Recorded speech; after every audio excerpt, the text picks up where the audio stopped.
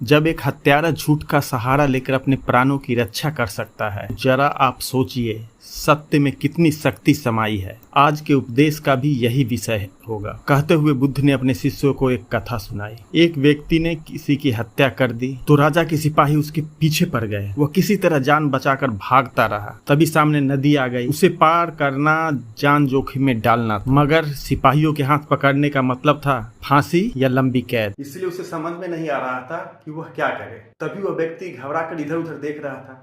तभी उसने देखा कि नदी किनारे एक व्यक्ति अपने पूरे शरीर पर भभूत लगाए ध्यान मग्न बैठा हुआ है, मतलब वो साधु था।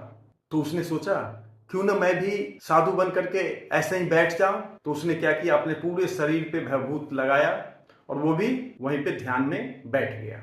वह शांत होकर के जब बैठ गया, आंखें बंद करके जब वो बैठा हुआ था तो उसे आनंद आने लगा, और ऐसा आनंद उसने पहली बार महसूस किया था। राजा के सिपाही हत्यारों को ढूंढते ढूंढते जब नदी के किनारे पहुंचा तो उसने साधु को ध्यान मग्न देखा। तो सिपाही उस साधु के पैर पड़ने लगे। जो हत्यारा साधु बना बैठा था उसके अंदर की कपाट खुलने लगी।